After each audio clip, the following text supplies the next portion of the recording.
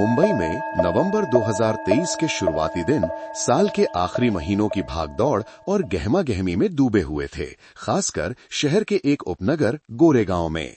ये एक युवा और ऊर्जावान इलाका है जहां जीवन की गति और भी तेज लगती है। गोरेगांव की तंग गलियों और एक दूसरे से सटी चौलों में हजारों प्रवासी मजदूर, छात्र और अपने सपनों को पूरा करने आए युवा रहते थे। यहां जीवन बस यूं ही चलता रहता था, शोरगुल से भरा लेकिन गुमनाम। हर कोई अपनी दुनिया में मग्न था। एक किराए के कमरे का दरवाजा बंद होने का मतलब था कि बगल वाले कमरे से उसका कोई वास्ता नहीं। ये गुमनामी 10 नवंबर की दोपहर को एक खौफनाक दहशत से टूट गई। गोरेगांव पुलिस स्टेशन में एक मध्यम आयु वर्ग का थका हारा दिखने वाला जोड़ा हड़बड़ी में दाखिल हुआ। पति का नाम रामलाल शर्मा था और पत्नी का नाम शांति शर्मा। वे स्थानीय नहीं लग रहे थे। उत्तर प्रदेश की धूप और हवा के निशान उनके चेहरों पर साफ दिखाई दे रहे थे। ड्यूटी पर मौजूद अधिकारी को देखते ही शांति शर्मा खुद को रोक नहीं पाईं और फूट फूट कर रोने लगीं। लगभग गिरते गिरते बचीं। साहब, पुलिस साहब, मेरी बेटी को बचाइए, मेरी प्रिया वो लापता हो गई है। अधिकारी ने जल्दी से शांति जी को सहारा देकर बिठाया और उन्हें शांत करने की कोशिश की। रामलाल जी ने शांत दिखने की कोशिश की, लेकिन उनके कांपते हाथ और लड़खड़ाती आवाज उनके अंदर के गहरे डर को बयां कर रही थी। उन्होंने बताया कि उनकी बेटी प्रिया शर्मा 24 साल की है, जो गोरेगांव की एक गहरी गली में एक चौल में अकेले किराए पर रहती थी। प्रिया पूरे परिवार का गौरव थी, युवा, सुंदर और होशियार। वो कोई ऑफिस की नौकरी नहीं करती थी, बल्कि अपना खुद का बिजनेस चलाती थीं। व्हाट्सएप और इंस्टाग्राम के जरिए ऑनलाइन कॉस्मेटिक्स बेचती थीं। उसका काम बहुत अच्छा चल रहा था और वो हर महीने गांव में अपने माता पिता की मदद के लिए पैसे भेजती थीं। प्रिया बहुत भावुक लड़की थी। लगभग हर रात अपने माता पिता को वीडियो कॉल करती थी, कभी नहीं भूलती थी। लेकिन ये सिलसिला 3 दिन पहले टूट गया। 7 नवंबर की रात हमेशा की तरह प्रिया ने अपनी मां को फोन किया। उसने बताया कि आज बहुत सारे ऑर्डर मिले और उसे एक थोक ग्राहक से कैश ऑन डिलीवरी का एक बड़ा अमाउंट मिला है और कल वो नया माल खरीदने जाने की तैयारी कर रही है। उसने अपनी मां को अपना ख्याल रखने के लिए भी कहा और फोन काट दिया। ये उनकी आखिरी बातचीत थी। अगले दिन 8 नवंबर को शांति जी अपनी बेटी के फोन का इंतजार करती रहीं, लेकिन फोन नहीं आया। उन्होंने सोचा कि बेटी व्यस्त होगी, इसलिए उन्होंने खुद फोन किया। घंटी बजती रही, लेकिन किसी ने फोन नहीं उठाया। उन्होंने फिर से फोन किया, फिर भी कोई जवाब नहीं मिला। शाम तक उन्होंने दर्जनों बार फोन किया। प्रिया के फोन की घंटी बस बजती रही और फिर अपने आप कट जाती। दूसरे दिन 9 नवंबर को दोनों बूढ़े पति पत्नी को सच में चिंता होने लगी। उन्होंने अपनी बेटी को फोन किया, लेकिन इस बार घंटी की बजाय एक ठंडी स्वचालित आवाज सुनाई दी। आप जिस नंबर पर संपर्क करने की कोशिश कर रहे हैं वो अभी उपलब्ध नहीं है। फोन बंद था। उन्होंने प्रिया के उन दोस्तों को फोन किया जिनके नाम वे जानते थे, लेकिन किसी को कुछ पता नहीं था। एक मां के दिल ने महसूस कर लिया कि कुछ बहुत गलत हुआ है। उस रात दोनों पति पत्नी सो नहीं पाए। आज सुबह 10 नवंबर को वे और इंतजार नहीं कर सके। रामलाल और शांति ने गांव से मुंबई के लिए सबसे पहली बस पकड़ी। जैसे ही बस दादर बस स्टैंड पर रुकी, उन्होंने एक ऑटो लिया और सीधे अपनी बेटी की चौल पहुंचे। गली गहरी और नम थी। चौल में लगभग 10-12 कमरे थे। प्रिया का कमरा नंबर 7 लाइन के आखिर में था। दरवाजा बाहर से एक साधारण ताले से बंद था। उन्होंने अपनी बेटी का नाम पुकारते हुए दरवाजा पीटा। प्रिया, बेटा, दरवाजा खोलो। माँ पापा आए हैं। शोर सुनकर कुछ पड़ोसी उत्सुकतावश बाहर झांकने लगे। उन्होंने बताया कि उन्होंने भी प्रिया को 2-3 दिन से नहीं देखा है। उन्हें लगा कि वो गांव गई होगी या काम से कहीं बाहर गई होगी। हताशा में रामलाल मकान मालिक को ढूंढने गए। उनसे अतिरिक्त चाबी से दरवाजा खोलने की मिन्नत की। जब कमरे का दरवाजा खुला तो अंदर सब कुछ ठंडा पड़ा था। कमरा बड़े सलीके से व्यवस्थित था। प्रिया की स्कूटी जिससे वो आया जाया करती थी कमरे में ही खड़ी थी, लेकिन उसके कपड़े, निजी सामान और खासकर उसका फोन जिससे वो काम करती थी और उसका पर्स गायब थे। अपनी बेटी की स्कूटी को वहीं देखकर और उसे न पाकर शांति जी वहीं गिर पड़ीं। वो जानती थीं कि उनकी बेटी अपनी स्कूटी के बिना कहीं दूर नहीं जा सकती। उनकी बेटी के साथ सच में कोई अनहोनी हुई है। उन्हें समझ नहीं आ रहा था कि अब क्या करें। वे लगभग बेसुध हालत में एक दूसरे को सहारा देते हुए सीधे गोरेगांव पुलिस स्टेशन पहुंचे और घटना की सूचना दी। जानकारी मिलने पर गोरेगांव पुलिस ने तुरंत महसूस किया कि यह एक असामान्य गुमशुदगी का मामला है, न कि घर से भाग जाने का कोई साधारण मामला। पीड़ित एक 24 साल की युवा सुंदर लड़की थी जो ऑनलाइन बिजनेस करती थी। एक ऐसा काम जिसमें कई छिपे हुए खतरे होते हैं। तुरंत आदेश जारी किया गया। गोरेगांव पुलिस स्टेशन की एक टीम को शहर के क्राइम ब्रांच के जासूसों के साथ मिलकर जानकारी सत्यापित करने और घटनास्थल की जांच करने के लिए चौल भेजा गया। जांच शुरू हो गई। जासूसों ने उसी लाइन में रहने वाले लोगों से पूछताछ शुरू की। ज्यादातर ने ये कहते हुए सिर हिला दिया कि वे ज्यादा मेल जोल नहीं रखते थे। इस चौल में सब दिन भर काम पर जाते हैं, शाम को आकर अपना दरवाजा बंद कर लेते हैं। कौन किसके घर में क्या हो रहा है ये जानता है, एक आदमी ने कहा। लेकिन जब जासूसों ने कमरा नंबर 6 का दरवाजा खटखटाया, जो प्रिया के कमरे के ठीक सामने था, तो एक लगभग 30 साल का आदमी बाहर निकला। वो दुबला पतला था। उसका चेहरा धसा हुआ था और आंखें गहरी थीं। उसने अपना नाम राकेश कुमार बताया और कहा कि वो बेरोजगार है। जब उससे प्रिया के बारे में पूछा गया तो राकेश ने उसके लापता होने की खबर पर बहुत हैरानी जताई। लापता? राकेश ने आंखें फाड़कर कहा, ऐसा कैसे हो सकता है? आप लोगों को कोई गलतफहमी हुई है। एक जासूस ने भौं सिकोड़ी। तुम ऐसा क्यों कह रहे हो? उसके परिवार ने बताया है कि 3 दिन से उससे कोई संपर्क नहीं हुआ है। राकेश अचानक हंस पड़ा, एक ऐसी हंसी जिसमें सहानुभूति का दिखावा था। अरे साहब, गांव में बेचारे बूढ़े माँ बाप चिंता कर रहे होंगे। लेकिन प्रिया कहीं लापता नहीं हुई है। वो तो बिल्कुल ठीक है और एक्टिव है। ये कहकर राकेश ने अपना पुराना स्मार्टफोन निकाला और व्हाट्सएप खोला। ये देखिए, उसने स्क्रीन की ओर इशारा किया। उसका WhatsApp account Priya's beauty world ये रहा, अभी भी ऑनलाइन दिखा रहा है। कल ही मैंने उसे फेसबुक पर सामान बेचने की पोस्ट डालते हुए देखा था। शायद वो किसी दूसरे शहर से माल लेने गई होगी या अपने बॉयफ्रेंड के साथ घूमने गई होगी और शांति चाहती होगी। इसलिए परिवार से छिपाने के लिए अपना पर्सनल फोन बंद कर दिया होगा। आजकल के बच्चे ऐसे ही होते हैं साहब। राकेश कुमार का बयान जांच टीम पर ठंडे पानी के छींटे जैसा था। ये पीड़ित परिवार की चिंता से बिल्कुल मेल नहीं खाता था। एक बेरोजगार पड़ोसी, एक ऐसा बयान जो दावा कर रहा था कि पीड़ित लापता नहीं है, बल्कि जानबूझकर अपने परिवार से संपर्क तोड़ रही है। इस बयान ने चाहे अनजाने में या जानबूझकर जांच की दिशा को एक पूरी तरह से अलग मोड़ पर धकेल दिया। राकेश कुमार, बगल के पड़ोसी का बयान पीड़ित परिवार की दहशत पर ठंडे पानी के छींटे जैसा था और इसने जांच एजेंसी की शुरुआती धारणा को पूरी तरह से बदल दिया। एक रहस्यमय गुमशुदगी का मामला जिसमें आपराधिक संकेत थे। अचानक एक लड़के के साथ भाग जाने या कर्ज से बचने के लिए घर छोड़ने के एक साधारण मामले में बदलने का खतरा पैदा हो गया। जांचकर्ता एक दूसरे को देखने लगे। राकेश की बातें भले ही सिर्फ एक अनुमान थीं, लेकिन उसने जो विवरण दिया था, व्हाट्सएप का ऑनलाइन होना, सामान बेचने की पोस्ट डालना, ये एक बहुत ही महत्वपूर्ण पेशेवर जानकारी थी। अगर ये सच है तो ये एक आपराधिक गुमशुदगी का मामला नहीं है। क्या तुम पक्के तौर पर कह सकते हो? एक क्राइम ब्रांच के जासूस ने राकेश से फिर पूछा।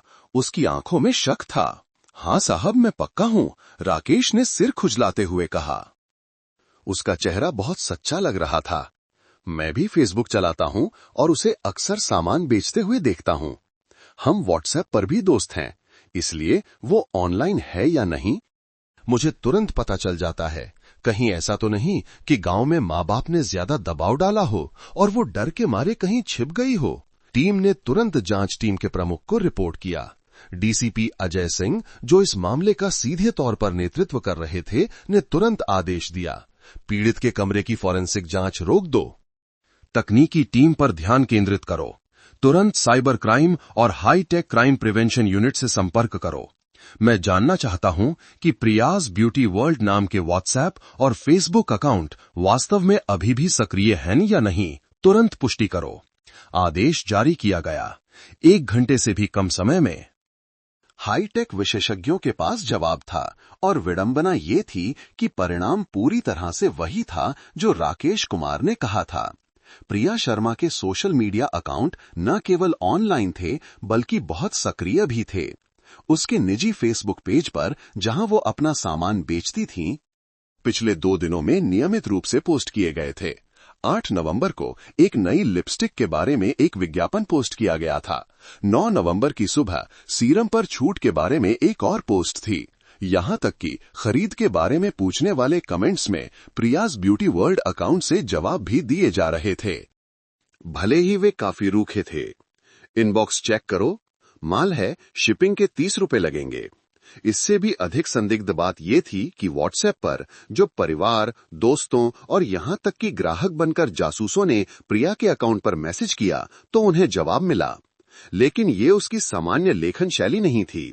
आमतौर पर प्रिया संदेशों का जवाब बहुत तेजी से और उत्साह से देती थी, लेकिन पिछले 3 दिनों से वो अकाउंट केवल छोटे टाल-मटोल वाले वाक्यों में जवाब दे रहा था। अभी व्यस्त हूं, कुछ हो तो मैसेज करो, फोन मत करना, मैं घर पर नहीं हूं। और सबसे महत्वपूर्ण बात, जब प्रिया की एक करीबी दोस्त ने वीडियो कॉल करने की कोशिश की तो व्हाट्सएप अकाउंट ने तुरंत कॉल काट दी और एक ठंडा संदेश भेजा जिसने सारी उम्मीदें खत्म कर दी। मैं दूसरे शहर में माल लेने आई हूं, यहां नेटवर्क बहुत खराब है, फोन मत कर, मुंबई वापस आकर बात करती हूं, मुझे परेशान मत कर। ये सारी जानकारी डीसीपी सिंह की मेज पर रखी गई। जांच टीम में एक अजीब सी उलझन फैल गई। लगता है हमने जल्दबाजी कर दी, जांच टीम के एक सदस्य ने कहा। परिवार ने गुमशुदगी की रिपोर्ट लिखाई है, लेकिन लड़की खुद मैसेज कर रही है कि मुझे परेशान मत करो। यह साफ तौर पर संपर्क तोड़ने का एक जानबूझकर किया गया प्रयास है। एक आपराधिक मामले की शुरुआती परिकल्पना तुरंत कमजोर पड़ गई। जांच को एक अलग दिशा में मोड़ना पड़ा, एक ऐसी दिशा जो पीड़ित परिवार के लिए सबसे दर्दनाक थी। 24 वर्षीय प्रिया शर्मा ने जानबूझकर घर छोड़ दिया था। इसी तरह के मामलों को संभालने के अनुभव वाले जांचकर्ताओं ने ये अनुमान लगाना शुरू कर दिया कि शायद उस लड़की का पैसे को लेकर कोई विवाद था या वो किसी जटिल प्रेम संबंध में फंसी हुई थी। ये बहुत संभव है था कि वो किसी शादीशुदा आदमी से प्यार करती हो और पकड़े जाने पर दोनों एक साथ भाग गए हों। लेकिन रामलाल और शांति, पीड़ित के माता पिता, ने इस परिकल्पना का कड़ा विरोध किया। ये असंभव है। रामलाल ने मेज पर हाथ पटकते हुए कहा, उनकी आंखें लाल थीं। मेरी बेटी प्रिया, मैं उसे जानता हूं, वो ऐसा कभी नहीं कर सकती। वो अपने माँ बाप से बहुत प्यार करती है। वो कहीं भी जाती तो फोन करके बताती। ये हो ही नहीं सकता कि वो इतने रूखे मैसेज भेजे। शांति जी सिसक रही थीं। स्कूटी साहब, उसकी स्कूटी अभी भी कमरे में है। अगर वो माल लेने दूसरे शहर गई तो वो किससे गई, वो किसके साथ गई? वो अपनी स्कूटी, जो उसकी रोजी रोटी का जरिया है, उसे ऐसे नहीं छोड़ सकती। कमरे में अभी भी स्कूटी का होना एक बड़ा विरोधाभास था, लेकिन जांचकर्ताओं ने जल्दी से एक जवाबी तर्क दिया, शांत हो जाइए। अगर वो जानबूझकर किसी और के साथ गई है तो बहुत संभव है कि वो कार से गई हो। अगर कोई उसे लेने के लिए कार लेकर आया था तो स्कूटी छोड़ देना एक सामान्य बात है। इस परिकल्पना ने एक बॉयफ्रेंड के साथ भाग जाने की धारणा को और मजबूत कर दिया। एक आपराधिक मामला बंद होने और एक नागरिक गुमशुदगी के मामले में बदलने के कगार पर था। प्रिया का परिवार निराशा में डूब गया। उन्हें लगा कि उन्हें अकेला छोड़ दिया जा रहा है। उन्हें लगा कि कोई भी उनकी बात पर विश्वास नहीं कर रहा है। उनकी बेटी निश्चित रूप से किसी मुसीबत में थी, लेकिन वे बेजान संदेश सच्चाई को छिपा रहे थे। नहीं नहीं, रामलाल बड़बड़ाए, अपने दिमाग पर जोर डालने की कोशिश कर रहे थे। उम्मीद की एक किरण, एक ऐसा विवरण ढूंढ रहे थे जो पुलिस को मना सके। और फिर अचानक उन्हें कैमरे की याद आई। वो चिल्लाए और जासूस का हाथ पकड़ लिया। कैमरा! चौल की गली के कोने पर मोहल्ला कमेटी का एक सुरक्षा कैमरा लगा है। मुझे अच्छी तरह याद है साहब, कृपया उस कैमरे की फुटेज निकलवाइए। देखिए कि मेरी बेटी आखिर कहां गई, किसके साथ गई। मैं आपसे भीख मांगता हूं। एक असहाय पिता के इस मार्मिक अनुरोध ने जांचकर्ताओं को फिर से सोचने पर मजबूर कर दिया। वैसे भी ये एक अनिवार्य प्रक्रियात्मक कदम था जिसे करना ही था। अगर प्रिया सच में कार से गई थी तो कैमरा उसे रिकॉर्ड कर लेगा। डीसीपी सिंह ने सिर हिलाया। ठीक है। गोरेगांव पुलिस स्टेशन की एक टीम तुरंत स्थानीय समिति के प्रमुख से मिलने गई और उस गली के सुरक्षा कैमरे की हार्ड ड्राइव का पूरा डेटा एकत्र किया। पिछले 4 दिनों का डेटा लो। 7 नवंबर से आज तक, आदेश दिया गया। एक टीम तुरंत निकल पड़ी। वे अभी तक नहीं जानते थे कि जो वीडियो फुटेज वे लाने वाले थे वो किसी के भाग जाने का सबूत नहीं था, बल्कि एक भयानक सच्चाई को खोलने वाली चाबी थी। एक क्रूर अपराध जो कुछ ही कदमों की दूरी पर छिपा हुआ था। रामलाल, जो निराशा में डूबे हुए थे, के अनुरोध ने जांच टीम को घर से भाग जाने की फाइल बंद करने से रोक दिया। हालांकि एक प्रेम प्रसंग में भाग जाने की परिकल्पना बहुत मजबूत थी, लेकिन सुरक्षा कैमरा एक वस्तुनिष्ठ सबूत था जिसे नजरअंदाज नहीं किया जा सकता था। डीसीपी अजय सिंह ने तुरंत एक तकनीकी टीम को गोरेगांव पुलिस स्टेशन के साथ मिलकर डेटा निकालने के लिए स्थानीय समिति के प्रमुख के पास भेजा। कैमरे की हार्ड ड्राइव, जो मोहल्ला समिति के कार्यालय में एक पुरानी तकनीकी बॉक्स में रखी थी, कुछ जल्दी से जब्त कर लिया गया और मुख्यालय लाया गया। प्रिया के परिवार रामलाल और शांति को भी पुलिस स्टेशन के प्रतीक्षालय में रुकने के लिए कहा गया। वे वहां ठंडी स्टील की बेंचों पर बैठे थे। उनके हाथ एक दूसरे से कसकर जुड़े हुए थे और उनकी आंखें फोरेंसिक लैब के दरवाजे पर टिकी थीं, जहां उनकी बेटी के भाग्य का फैसला होने वाला था। वे प्रार्थना कर रहे थे, वे उम्मीद कर रहे थे कि कैमरा उनकी बेटी को एक शानदार कार में बैठते हुए दिखाएगा, भले ही इसका मतलब ये हो कि उनकी बेटी गलत रास्ते पर है। लेकिन कम से कम वो जीवित तो होगी। तकनीकी कमरे में विशेषज्ञ अपने काम में लग गए। 4 दिनों का डेटा कम रेजोल्यूशन वाले कैमरे से 24/7 रिकॉर्ड की गई नम गली की विशाल जानकारी। फुटेज को रिवाइंड करना बेहद उबाऊ काम था। तस्वीरें तेजी से गुजर रही थीं। सुबह की शिफ्ट में काम करने वाले मजदूर, स्कूल से लौटते बच्चे, फेरी वाले। तकनीशियनों ने महत्वपूर्ण समय सीमा पर ध्यान केंद्रित किया। 7 नवंबर, जिस दिन परिवार ने आखिरी बार प्रिया से संपर्क किया था। उन्होंने शाम तक फुटेज को रिवाइंड किया। शाम 5:50 कैमरे की फुटेज में प्रिया को अपनी स्कूटी पर वापस आते हुए दिखाया गया। उसके हाथ में खाने का एक छोटा पैकेट था। उसने अपनी स्कूटी खड़ी थी, कमरा नंबर 7 का दरवाजा खोला और अंदर चली गई। सब कुछ सामान्य था। गली धीरे धीरे अंधेरे में डूब गई। लगभग शाम 6 बजे स्ट्रीट लाइट जल उठी। कैमरे की फुटेज धुंधली और दानेदार इंफ्रारेड मोड में बदल गई। जांचकर्ता अपनी आंखें गड़ाए देख रहे थे और फिर निर्णायक क्षण आया। स्क्रीन पर समय 7 नवंबर शाम 7:01 पर बदल गया। रुको, धीरे करो, एक जांचकर्ता ने आदेश दिया। फुटेज को बहुत स्पष्ट रूप से रिवाइंड किया गया। कमरा नंबर 7 से दरवाजा थोड़ा खुला और एक सिलुएट बाहर निकली। वो प्रिया शर्मा थी, लेकिन उसने काम पर जाने वाले या बाहर घूमने वाले कपड़े नहीं पहने थे। उसने पतले सूती कपड़े का एक नाइट सूट पहना हुआ था, जो घर पर पहनने वाला होता है। उसके हाथ में एक छोटा सफेद चीनी मिट्टी का कटोरा था। कैमरे की फुटेज में प्रिया को नाइट सूट में, हाथ में कटोरा दिए, चौल के छोटे से आंगन को पार करते हुए कुछ कदम चलते हुए दिखाया गया। वो सामने की ओर गई। वो कमरा नंबर 6 के दरवाजे के सामने रुकी। कमरा नंबर 6, बेरोजगार पड़ोसी राकेश कुमार का कमरा। प्रिया वहां एक पल के लिए खड़ी रही। ऐसा लगा जैसे उसने दरवाजा खटखटाया। कमरा नंबर 6 का दरवाजा तुरंत खुल गया। एक आदमी का सिलुएट बाहर आया, जिसे बाद में राकेश के रूप में पहचाना गया। लेकिन केवल उसका हाथ दिखाई दे रहा था। प्रिया ने कुछ कहा और फिर राकेश के कमरे के अंदर चली गई। कमरा नंबर 6 का दरवाजा धड़ाम से बंद हो गया। शाम 7:01। जांचकर्ताओं ने अपनी सांस रोक ली और स्क्रीन पर आंखें गड़ा दी। वे इंतजार कर रहे थे। वे प्रिया के बाहर आने का इंतजार कर रहे थे। तेज करो, 15-15 मिनट के अंतराल पर डीसीपी सिंह, जो खुद भी देख रहे थे, ने आदेश दिया। फुटेज तेजी से चलने लगी। शाम 7:15, 7:30, 8 बजे कमरा नंबर 6 का दरवाजा शांत रहा, दोबारा नहीं खुला। जारी रखो। 9 बजे, 10 बजे, 11 बजे कमरा नंबर 6 से कोई बाहर नहीं निकला। पूरी रात तेज करो। गली की फुटेज खामोशी में डूबी रही, कुछ भी नहीं हुआ। 8 नवंबर की सुबह 5 बजे गली में फिर से रोशनी होने लगी। पहले मजदूर अपनी बाइक निकालते हुए दिखाई दिए।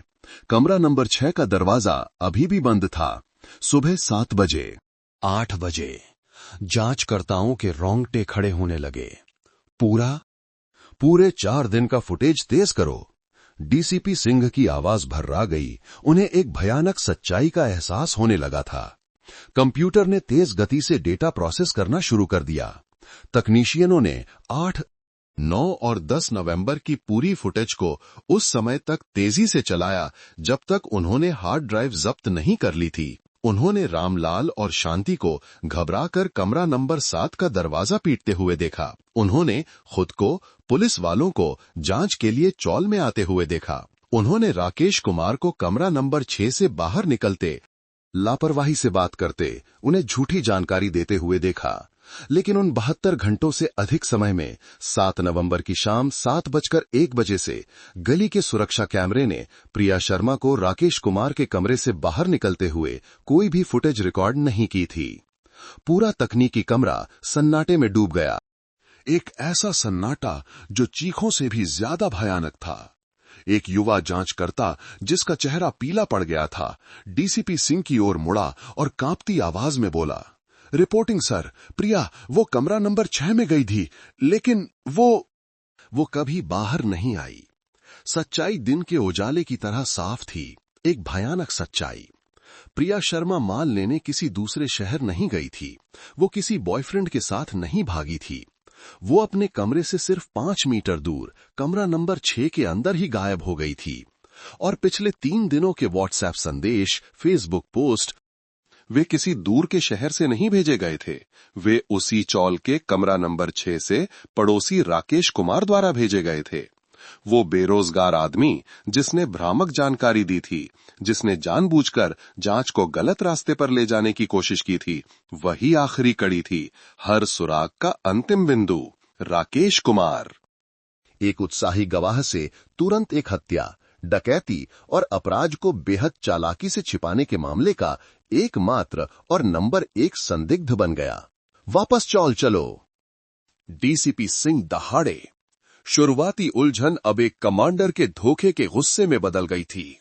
इस बार पूछताछ के लिए नहीं, तत्काल तलाशी वारंट तैयार करो। किसी भी कीमत पर राकेश कुमार को गिरफ्तार करना है।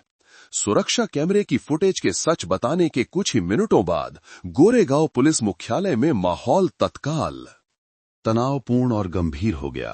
बॉयफ्रेंड के साथ भाग जाने की परिकल्पना हवा में उड़ गई थी और उसकी जगह एक हत्या के नग्न सत्य ने ले ली थी। पीड़ित किसी दूसरे शहर नहीं गई थी, बल्कि उसे बगल के कमरे में ही मारकर छिपा दिया गया था। क्रूर अपराधी राकेश कुमार अभी भी वहीं था और यहां तक कि पीड़ित के परिवार और जांच एजेंसी दोनों को धोखा देने के लिए एक परिष्कृत नाटक कर रहा था। डीसीपी अजय सिंह ने तुरंत आदेश जारी किया, सभी क्राइम ब्रांच और फॉरेंसिक टीमों को तुरंत गोरेगांव के घटनास्थल पर वापस लौटना होगा। इस बार हम एक अपराधी को पकड़ने जा रहे हैं। राकेश कुमार के खिलाफ गिरफ्तारी और तत्काल तलाशी वारंट का निष्पादन करो। विशेष वाहनों का एक काफिला चुपचाप मुख्यालय से निकला, बिना सायरन के, और जल्दी से उस छोटी गली के पास पहुंच गया। बल को 2 टीमों में बांटा गया। एक टीम ने चौल के सभी प्रवेश और निकास द्वारों को सील कर दिया। दूसरी टीम, जिसका नेतृत्व डीसीपी सिंह खुद कर रहे थे, सीधे अंदर गई। लक्ष्य था कमरा नंबर 6। जब सादे कपड़ों में लेकिन सख्त चेहरों वाले क्राइम ब्रांच के अधिकारी आंगन में पहुंचे तो कुछ उत्सुक पड़ोसियों ने सिर बाहर निकालकर देखा। कमरा नंबर 6 का दरवाजा भी खुला। राकेश कुमार बाहर निकला और जैसा कि जांच टीम ने अनुमान लगाया था, वो एक असामान्य व्यवहार प्रदर्शित कर रहा था। वो डरा हुआ या छिपा हुआ नहीं था। इसके विपरीत वो बेहद उत्साही और उत्सुक लग रहा था, जैसे कि वो पुलिस के वापस आने का इंतजार कर रहा हो। ओह, आप लोग फिर से आ गए? राकेश उत्सुकता से आगे बढ़ा। प्रिया की कोई खबर मिली क्या? साहब, मैं बहुत चिंतित हूं। बेचारे बूढ़े माँ बाप, कल मैंने उन्हें बहुत रोते हुए देखा। उसने अपना पुराना फोन भी उठाया। मैंने अभी अभी अपने निजी फेसबुक पर प्रिया की तस्वीर के साथ एक गुमशुदा की तलाश पोस्ट की है, ताकि सोशल मीडिया की मदद से उसे ढूंढ सकूं। उम्मीद है कि कुछ जानकारी मिलेगी। इस चौल में हर कोई उसके लिए चिंतित है। बेरोजगार पड़ोसी एक अच्छे देखभाल करने वाले पड़ोसी की भूमिका पूरी तरह से निभा रहा था। ये अत्यधिक उत्साह अगर कैमरा देखने से पहले होता तो शायद लोग विश्वास कर लेते, लेकिन अब उन जांचकर्ताओं की नजरों में जो सच्चाई जानते थे, यह व्यवहार केवल एक भयानक चालाकी को उजागर कर रहा था। वो अपने निर्दोष होने का एक और सबूत बनाने की कोशिश कर रहा था। यह साबित करने की कोशिश कर रहा था कि वो भी चिंता का शिकार है। डीसीपी सिंह ने ज्यादा कुछ नहीं कहा। उन्होंने सीधे राकेश की आंखों में देखा। उनकी नजरें बर्फीली थीं। फिर उन्होंने आवास की तत्काल तलाशी का वारंट दिखाया। राकेश कुमार, हमारे पास ये संदेह करने के लिए पर्याप्त सबूत हैं कि तुम प्रिया शर्मा के लापता होने से सीधे तौर पर जुड़े हो। ये तुम्हारे किराए के कमरे की तत्काल तलाशी का वारंट है। तुमसे सहयोग करने का अनुरोध किया जाता है। राकेश के चेहरे पर उत्साही मुस्कान जम गई। वो स्तब्ध रह गया और हकलाने लगा। तलाशी, तलाशी, मेरे कमरे की तलाशी क्यों? मैं तो सिर्फ एक पड़ोसी हूं। मैंने तो आप लोगों की मदद के लिए जानकारी दी थी। हमारे पास समय नहीं है, अंदर चलो और देखो। राकेश की प्रतिक्रिया का इंतजार किए बिना पुलिस अधिकारियों ने उसे कमरा नंबर 6 के अंदर धकेल दिया। उसी समय फोरेंसिक टीम ने अपना काम शुरू कर दिया। राकेश का किराए का कमरा 15 वर्ग मीटर से भी कम का था। गंदा, सीलन और बचे हुए खाने की बदबू से भरा हुआ। गंदे कपड़े इधर उधर फेंके हुए थे। बियर की कुछ खाली बोतलें बिस्तर के नीचे पड़ी थीं। एक बेरोजगार, कर्ज में डूबे व्यक्ति की एक विशिष्ट तस्वीर। उस दिन डीसीपी सिंह ने पूछा। उनकी आवाज कठोर थी। 7 नवंबर को शाम 7 बजे प्रिया तुम्हारे कमरे में क्या करने आई थी? राकेश का चेहरा अब पीला पड़ने लगा था, लेकिन वो अभी भी अपनी बनाई हुई कहानी पर अड़ा रहा। जी हां, उस शाम 7 बजे वो आई थी। वो मछली बनाने के लिए मुझसे थोड़ी चीनी उधार लेने आई थी। मैंने उसे दी और वो तुरंत वापस चली गई। मैं कसम खाता हूं, मुझे कुछ नहीं पता। वो बिना पलक झपकाए झूठ बोल रहा था। लेकिन वो नहीं जानता था कि तुरंत वापस चली गई का उसका झूठ सुरक्षा कैमरे ने उजागर कर दिया था। फॉरेंसिक विशेषज्ञ जांच करने लगे। उन्होंने बाथरूम, बिस्तर के नीचे की जांच की, कुछ भी नहीं मिला। कमरा बहुत छोटा था, छिपाने के लिए ज्यादा जगह नहीं थी। और फिर सभी का ध्यान रसोई के कोने में रखी एक बहुत ही असामान्य वस्तु पर गया। वो एक डीप फ्रीजर था। कोई मिनी फ्रिज नहीं, बल्कि एक बड़ा लेटा हुआ डीप फ्रीजर, जो आमतौर पर भोजन और खाद्य पदार्थों को स्टोर करने के लिए इस्तेमाल होता है। एक बेरोजगार, अकेले रहने वाले आदमी के पास इतना बड़ा डीप फ्रीजर होना अपने आप में एक बहुत ही अजीब बात थी। लेकिन सबसे भयानक विवरण, वो विवरण जिसने सभी जांचकर्ताओं की सांसें रोक दी, वो चीज थी जिससे उस फ्रीजर को सील किया गया था। डीप फ्रीजर के ढक्कन के पूरे किनारे पर राकेश ने काले रंग की इलेक्ट्रिकल टेप का एक पूरा रोल दर्जनों बार लपेटा था, जिससे फ्रीजर एक ताबूत की तरह पूरी तरह से सील हो गया था। कमरे में एक मौत का सन्नाटा छा गया। डीसीपी सिंह राकेश की ओर मुड़े, जो अब खड़ा नहीं रह पा रहा था। वो बुरी तरह कांप रहा था, पसीने से तरबतर था और उसके दांत आपस में बज रहे थे। इस फ्रीजर के अंदर क्या है? डीसीपी सिंह ने पूछा। उनकी आवाज बर्फ की तरह ठंडी थी। खाना, मेरा खाना, राकेश चिल्लाया। उसकी आवाज घबराहट में टूट गई। मैंने बहुत सारा खाना खरीदा था। मुझे डर था कि ये खराब हो जाएगा, इसलिए मैंने इसे सील कर दिया ताकि ये सुरक्षित रहे। आप इसे नहीं खोल सकते। ये मेरी निजी चीज है। आपको कोई अधिकार नहीं है। राकेश की उन्मत्त प्रतिक्रिया ही उसका कबूलनामा था। खोलो इसे, डीसीपी सिंह ने आदेश दिया। एक फॉरेंसिक अधिकारी ने अपना पेशेवर चाकू निकाला, टेप की मोटी परत को एक झटके में काट दिया। कड़क की आवाज के साथ ताला खुल गया। अधिकारी ने सावधानी से दस्ताने पहने डीप फ्रीजर का ढक्कन उठाया। एक सफेद ठंडी भाप एक अजीब गंध के साथ ऊपर उठी। फ्रीजर अंदर से खचाखच भरा था। सबसे ऊपर जमे हुए मांस के कुछ टुकड़े, कुछ मछली के पैकेट रखे हुए थे जिन्हें छिपाने के लिए रखा गया था। ये सब बाहर निकालो। जांचकर्ताओं ने ऊपर की परत को हटाया और फिर वे सन्न रह गए। मांस और मछली की परत के नीचे एक पहचानने योग्य शरीर था। प्रिया शर्मा का शव वहां पड़ा था। उसने अभी भी वही पतला सूती नाइट सूट पहना हुआ था, वही कपड़े जो कैमरे ने रिकॉर्ड किए थे। उसे मोड़ दिया गया था। उसके घुटने उसकी छाती से सटे हुए थे, उसके हाथ पीछे बंधे हुए थे और उसे तंग डीप फ्रीजर में जबरदस्ती ठूंस दिया गया था।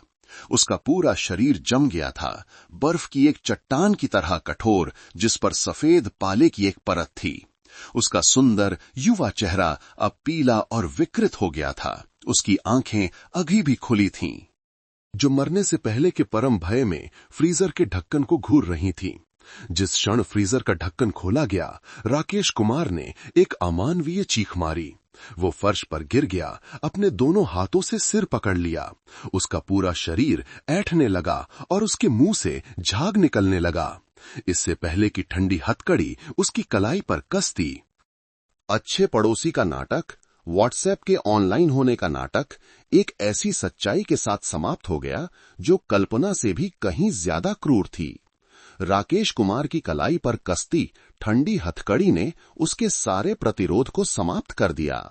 जिस क्षण प्रिया शर्मा का जमा हुआ शव मिला, उस हत्यारे का पूरा तंत्रिका तंत्र पूरी तरह से ढह गया। वो अब न तो चालाक, उत्साही पड़ोसी था और न ही सोशल मीडिया पर धूर्त धोखेबाज। वो सिर्फ एक हारा हुआ व्यक्ति था जो अपने अक्षम्य अपराध का कांपते हुए सामना कर रहा था। उसे गोरेगांव पुलिस मुख्यालय ले जाया गया। पूरी यात्रा के दौरान चुप्पी छाई रही। उसने कुछ नहीं कहा, न चिल्लाया, बस उसके दांतों के आपस में टकराने की आवाज आ रही थी। पूछताछ कक्ष में सफेद रोशनी सीधे राकेश के धंसे हुए बेजान चेहरे पर पड़ रही थी। उसके सामने डीसीपी अजय सिंह ने मेज पर 2 सबूत रखे। एक प्रिया का स्मार्टफोन था, वो फोन जिसका इस्तेमाल राकेश ने ये दिखाने के लिए किया था कि वो दूसरे शहर में है। दूसरा घटनास्थल की तस्वीरें थीं, डीप फ्रीजर और पीड़ित के शव की तस्वीरें। राकेश कुमार 30 साल, बेरोजगार। डीसीपी सिंह ने शांत लेकिन कठोर आवाज में कहा, सबूत बहुत स्पष्ट हैं। मैं तुम्हें सच बताने का आखिरी मौका दे रहा हूं। तुमने ऐसा क्यों किया? राकेश ने दोनों सबूतों को देखा। उसने उस फोन को देखा जिसने उसके छिपाने के कृत्य को उजागर कर दिया था। उसने शव की तस्वीर को देखा। वो जानता था कि सब कुछ खत्म हो गया है। वो रो पड़ा। ये पश्चाताप का रोना नहीं था, बल्कि एक कायर का सिसकना था, जिसे एहसास हो गया था कि उसके पास भागने का कोई रास्ता नहीं है। मैं सब कुछ कबूल करता हूं, वो फुसफुसाया। मेरा इरादा उसे मारने का नहीं था। मैं सिर्फ पैसे लेना चाहता था।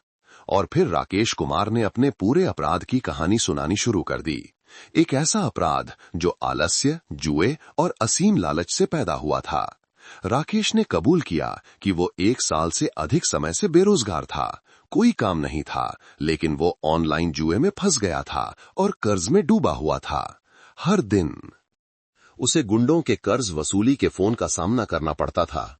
वो तंग आ चुका था, हताश था, लेकिन काम नहीं करना चाहता था। बस एक बड़ी रकम चाहता था ताकि वो अपनी जिंदगी फिर से शुरू कर सके। वो प्रिया के कमरे के बगल में रहता था।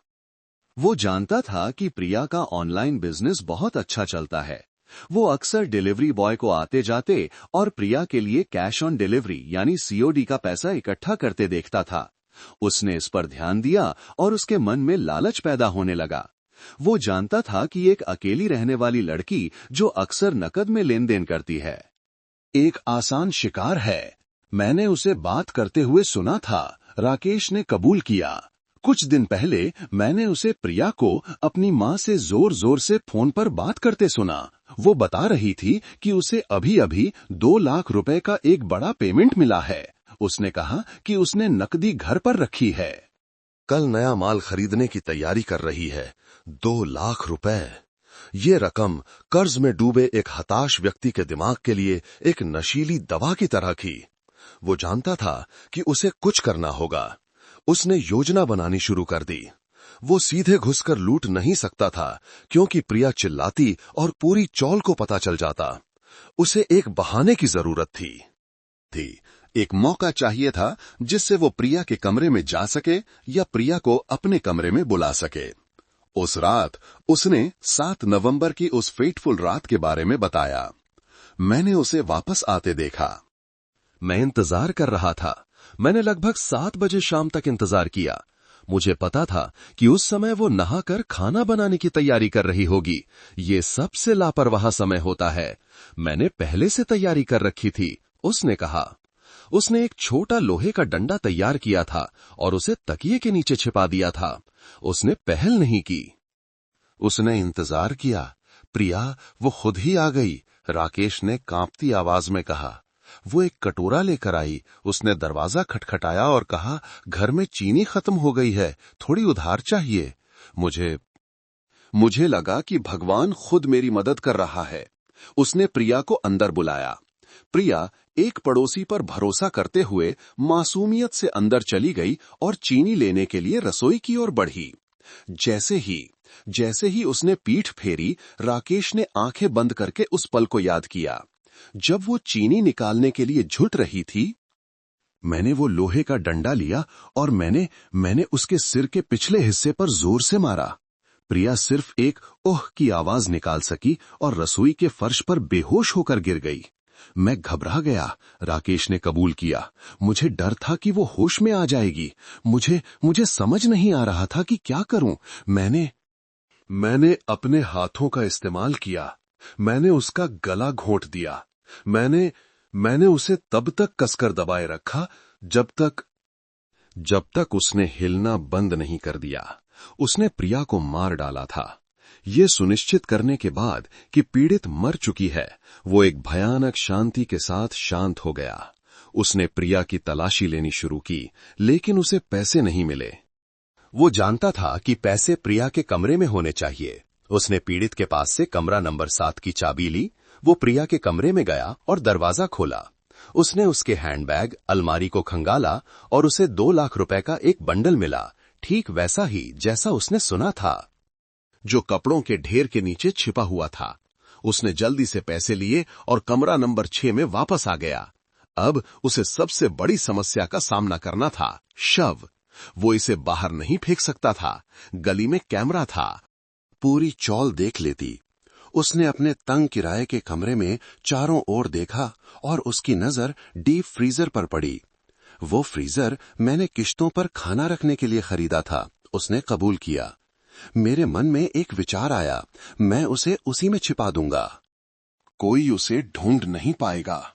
बस कुछ दिनों की बात है। आधी रात को मैं उसे ठिकाने लगाने का कोई तरीका ढूंढ लूंगा। उसने प्रिया के शव को घसीटा। उसने पीड़ित के शरीर को मोड़ा, उसके हाथ बांधे और उसे डीप फ्रीजर में ठोंस दिया। फिर ऊपर से मांस और मछली रखकर उसे छिपा दिया। लेकिन राकेश का अपराध यहीं नहीं रुका। जब वो सबूत मिटाने के लिए प्रिया के कमरे में वापस गया, को उसने पीड़ित का फोन देखा और एक और अधिक परिष्कृत, चालाक छिपाने की योजना उसके दिमाग में आई। मैंने सोचा, उसने कबूल किया, अगर मैं शव को छिपा दूं, लेकिन लोगों को पता चल जाए कि वो लापता है, तो वे तुरंत पुलिस को बुला लेंगे। मुझे लोगों को ये विश्वास दिलाना होगा कि वो अभी भी जीवित है। मुझे उन्हें ये विश्वास दिलाना होगा कि वो कहीं दूर चली गई है।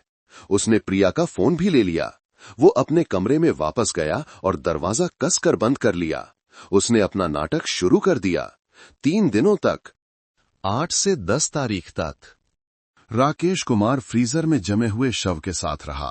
उसने लूटे हुए 2 लाख रुपए का इस्तेमाल अपने जुए के कर्ज चुकाने और कमरे में खाना ऑर्डर करने के लिए किया, और उसने प्रिया के फोन का इस्तेमाल किया।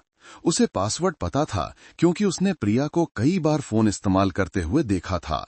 उसने फेसबुक पर जाकर पुरानी बिक्री पोस्ट को कॉपी किया और उन्हें फिर से पोस्ट कर दिया, ये दिखावा करते हुए कि बिजनेस अभी भी चल रहा है। उसने व्हाट्सएप पर ग्राहकों के संदेशों का रूखेपन से जवाब दिया ताकि उन्हें शक न हो। जब परिवार ने फोन किया तो उसने जानबूझकर घंटी बजने दी और फोन नहीं उठाया ताकि ये लगे कि वो व्यस्त है। दूसरे दिन उसने फोन बंद कर दिया, ये दिखावा करते हुए कि बैटरी खत्म हो गई है या वो किसी बिना नेटवर्क वाले इलाके में है। और जब दोस्तों और परिवार ने व्हाट्सएप पर मैसेज किया तो उसने दूसरे शहर से माल लाने की कहानी गढ़ दी। मुझे फोन मत करो। मुझे लगा कि मैं सफल हो गया हूं, वो रोया। आज जब पुलिस पहली बार आई तो मैंने जानबूझकर कहा कि वो लापता नहीं है, उसका व्हाट्सएप ऑनलाइन है। मुझे लगा कि आप लोग विश्वास कर लेंगे और आगे जांच नहीं करेंगे। मैंने तो खुद को निर्दोष दिखाने के लिए गुमशुदा की तलाश की पोस्ट भी डाली। वो ये कभी नहीं सोच सकता था कि जिस सुरक्षा कैमरे को वो बेकार समझता था, वही उसके पूरे निखुत नाटक का पर्दाफाश करने वाला ठोस सबूत बन जाएगा। लालच ने उसे एक लुटेरा बना दिया था, घबराहट ने उसे एक हत्यारा बना दिया था, और चालाकी ने उसे एक ऐसा अभिनेता बना दिया था जो 3 दिनों तक अपने ही शिकार के बगल में रहता रहा। राकेश कुमार। एक बेरोजगार पड़ोसी के इस रोंगटे खड़े कर देने वाले कबूलनामे ने गोरेगांव की चौल में हुई रहस्यमय गुमशुदगी की जांच को समाप्त कर दिया। हत्यारे द्वारा रचा गया व्हाट्सएप अभी भी ऑनलाइन है का नाटक पूरी तरह से समाप्त हो गया था, जिसने आलस्य, हताशा और असीम लालच से पैदा हुए एक जघन्य अपराध को उजागर कर दिया। अपराध की पूरी स्वीकारोक्ति और अकाट्य भौतिक सबूतों के एक सिलसिले के साथ, जिसमें पीड़ित के अंतिम क्षणों को रिकॉर्ड करने वाले सुरक्षा कैमरे की फुटेज से लेकर राकेश के कमरे से बरामद प्रिया के फोन और डीप फ्रीजर में सील किए गए जमे हुए शव तक शामिल थे। गोरेगांव पुलिस की जांच एजेंसी के पास मामले को समाप्त करने के लिए पर्याप्त आधार थे। कुछ दिनों बाद मामले में एफआईआर दर्ज करने और आरोपी के खिलाफ आरोप तय करने का निर्णय जारी किया गया। राकेश कुमार 30 वर्ष पर भारतीय दंड संहिता 2015 की धारा 123 हत्या और धारा 168 डकैती के तहत 2 अपराधों के लिए आधिकारिक तौर पर आरोप लगाए गए। मुंबई के लोक अभियोजक कार्यालय द्वारा पूरा किया गया आरोप पत्र राकेश के अपराध को स्पष्ट रूप से रेखांकित करता है, विशेष रूप से मामले को गंभीर बनाने वाली परिस्थितियों पर जोर देता है। शव को डीप फ्रीजर में छिपाना, 2 लाख रुपए लूटने के लिए हत्या करना और एक पेशेवर अपराधी की तरह व्यवहार करना। कुछ महीने बाद मुंबई की सत्र अदालत ने सार्वजनिक रूप से पहली सुनवाई की। हत्या, शव को फ्रीजर में छिपाने और पीड़ित के फोन का उपयोग करके नाटक करने के इस मामले ने जनता में, विशेषकर किराए के कमरों में रहने वाले युवाओं के समुदाय में एक बड़ा झटका दिया था। सुबह से ही अदालत का हॉल खचाखच भरा हुआ था।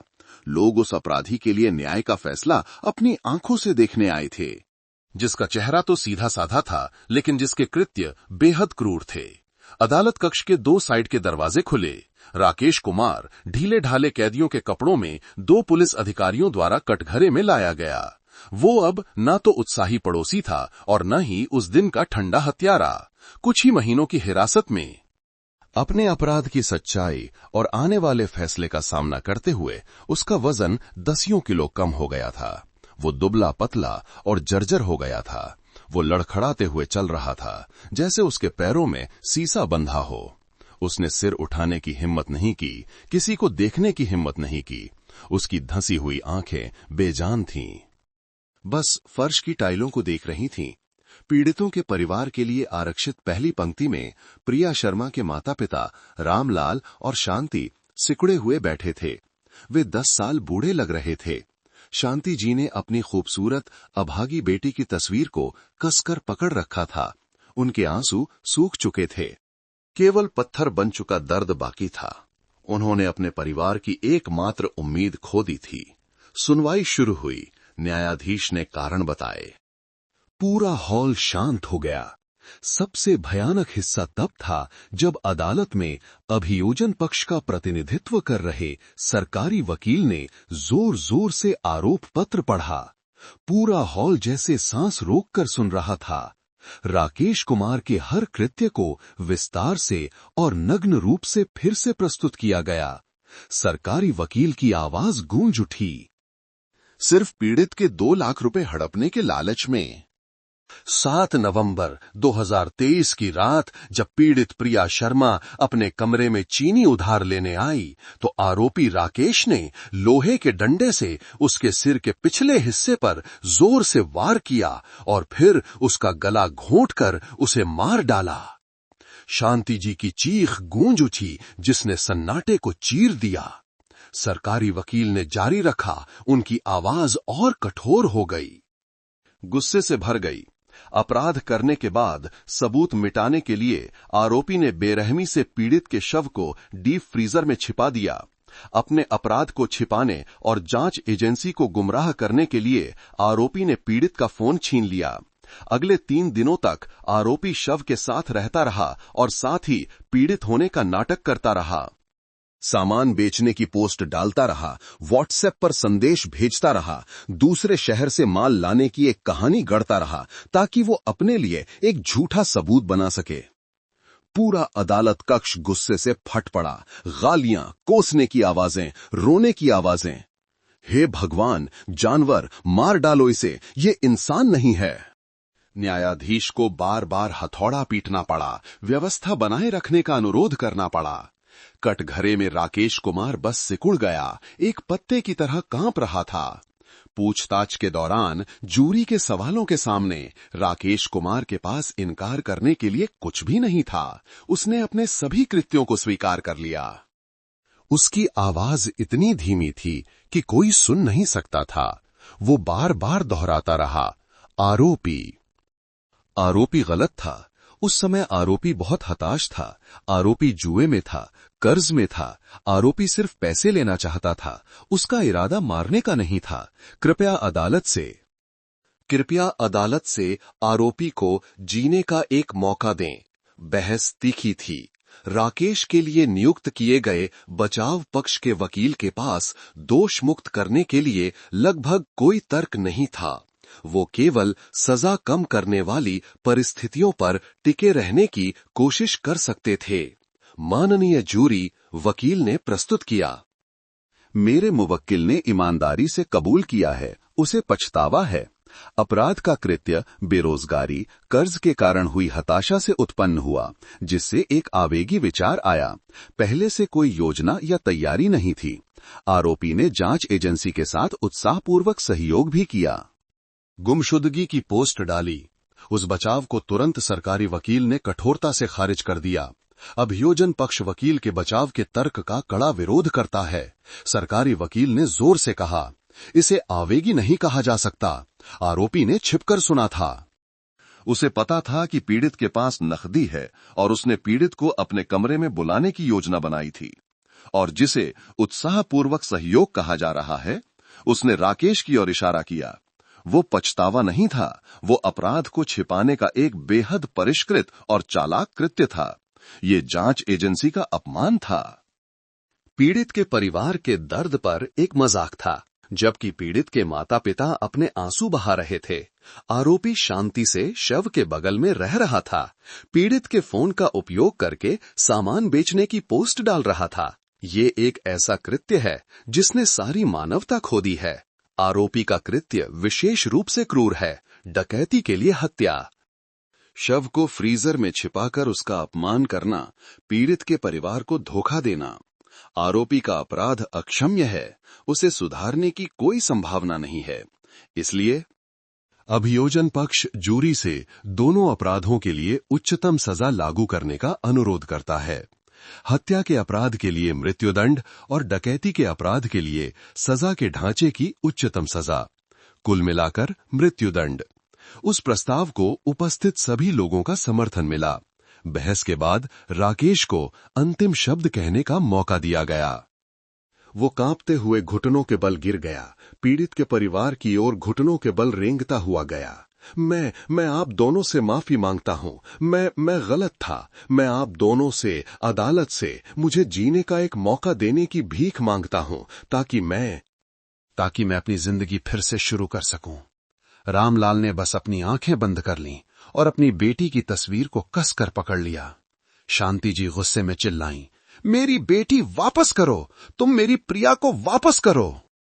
न्यायाधीश ने घोषणा की कि जूरी विचार विमर्श के लिए जा रही है। पूरा अदालत कक्ष तनावपूर्ण इंतजार में डूब गया। उस ठंडे खून वाले हत्यारे, उस अच्छे पड़ोसी का भाग्य तय होने वाला था। लगभग 2 घंटे के विचार विमर्श के बाद जूरी अदालत कक्ष में वापस आई। पूरा हॉल पूर्ण मौन में एक साथ खड़ा हो गया। सभी की निगाहें न्यायाधीश पर टिकी थीं, जो अंतिम फैसला सुनाने वाले थे। उस हत्यारे के भाग्य का फैसला करने वाले थे जिसने अपने शिकार के बगल में एक क्रूर नाटक किया था। राकेश कुमार को 2 पुलिस अधिकारियों ने बगल से पकड़कर सीधा खड़ा किया। वो अब अपने आप खड़ा नहीं हो सकता था। उसका पूरा शरीर कांप रहा था। उसका चेहरा भूरा और बेजान था। न्यायाधीश ने एक गंभीर और कठोर आवाज में फैसला पढ़ना शुरू किया। मामले की पूरी फाइल, अदालत में जांचे गए सबूतों के साथ साथ अभियोजन पक्ष, बचाव पक्ष के वकील और आरोपी के बयानों पर व्यापक और निष्पक्ष रूप से विचार करने के बाद जूरी इस निष्कर्ष पर पहुंची है कि आरोपी राकेश कुमार के कृत्य ने 2 अपराधों का गठन किया है, हत्या का अपराध और डकैती का अपराध। जूरी का मानना है कि यह एक विशेष रूप से गंभीर प्रकृति का मामला है। आरोपी का कृत्य अत्यंत क्रूर, बर्बर और अमानवीय है। आरोपी ने सिर्फ 2 लाख रुपए हड़पने के लालच में योजना बनाई और बेरहमी से पीड़ित प्रिया शर्मा की हत्या कर दी। न्यायाधीश ने सीधे आरोपी की ओर देखा। उनकी आवाज कठोर हो गई। जूरी बचाव पक्ष के वकील के इस तर्क को पूरी तरह से खारिज करती है कि आरोपी ने हताशा के कारण आवेग में अपराध किया। सबूत बताते हैं कि आरोपी ने हथियार तैयार किया था, पीड़ित के विश्वास का फायदा उठाकर उसे कमरे में बुलाया और पीछे से हमला किया। विशेष रूप से आरोपी का अपराध छिपाने का कृत्य अत्यंत परिष्कृत, चालाक और क्रूर था। आरोपी का कृत्य, न्यायाधीश की आवाज ऊंची हो गई, सिर्फ हत्या और डकैती पर नहीं रुका। आरोपी ने शव को फ्रीजर में छिपाकर उसका अत्यधिक अपमान किया। इससे भी गंभीर बात यह है कि आरोपी 3 दिनों तक अपने अपराध के साथ रहता रहा। पीड़ित के ही फोन का इस्तेमाल करके उसके परिवार को धोखा देता रहा, उन्हें एक झूठी उम्मीद देता रहा, उनके बच्चे को खोने के दर्द पर मजाक उड़ाता रहा। ये एक ऐसा कृत्य है जिसमें कोई मानवता नहीं बची है, जो कानून के प्रति पूर्ण अवमानना को दर्शाता है।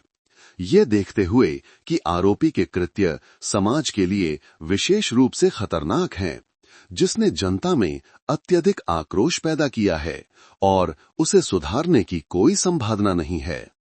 सबसे कठोर सजा लागू करना आवश्यक है। आरोपी को समाज से स्थायी रूप से हटाना, ताकि यह एक निवारक के रूप में काम करे और पीड़ित को न्याय मिल सके। उपरोक्त कारणों से जूरी फैसला करती है: 1. आरोपी राकेश कुमार को हत्या के अपराध के लिए मृत्युदंड। 2.